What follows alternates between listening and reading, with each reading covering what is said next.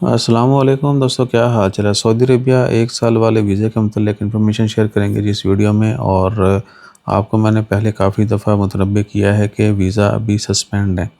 Pakistani, Indian, Bangladeshi, Egyptian और काफ़ी सारी नेशनलिटीज़ हैं। 14 ममालिक के वीज़ा जो है टेम्परेरी सस्पेंड किए गए थे।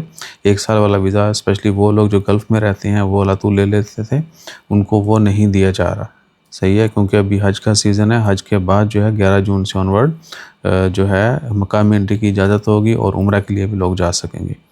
सही है, तो जब तक 11 जून नहीं गुजर जाता, ठीक है, या गवर्नमेंट की जानब से नई अपडेट नहीं आती, हज के बाद ही आएगी। अभी आज जून की जो है वो क्या 2-3 तारीख है, ठीक है। तो आपने इससे पहले 11 जून से पहले जो है कोई जो है ना वो अटैम्प्ट नहीं करनी वीज़ा अप्लाई करने की। अप्लाई करेंगे तो हो जाता है ऑनलाइन वेबसाइट के ऊपर जो है कि ऐसा वीज़ा वहाँ पे अप्लाई हो जाता है, फ़ीस भी चली जाती, वीज़ा का स्टेटस भी सेंड होम वैसे चला जाता है, ठीक है ना। तो आपने वो एडवेंचर नहीं करना जब तक वीज़े 100% ओपन किया ऐलान नहीं कर देते। सही हो गया।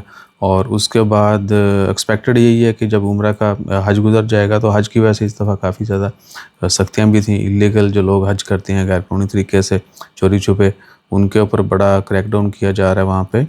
तो क्या है कि उस वजह से इस वीज़े भी सस्पेंड किए गए थे। लोग जो है इन वीज़ा के ऊपर जाके विज़िट के ऊपर जाते हैं और वहीं पे हज जो है ना करके वापस आ जाते हैं गैर कानूनी तरीके से। सो उम्मीद है कि जल्दी जो है वो ओपनिंग का ऐलान कर देंगे। फिर अल्लाह 1 साल वाला वीज़ा मिल जाएगा। अगर खुदा न खास्ता 1 साल वाला नहीं करते तो फिर आपको एनओसी प्रोवाइड करना पड़ता है। जीसीसी में है तो आप अपने एम्प्लॉयर से एनओसी भी लेना है। वो एनओसी इसलिए है कि वो गारंटी होती है कि बंदा जाएगा वापस आएगा, नहीं तो फिर अरबाब जो है ना वो मसूल होता है।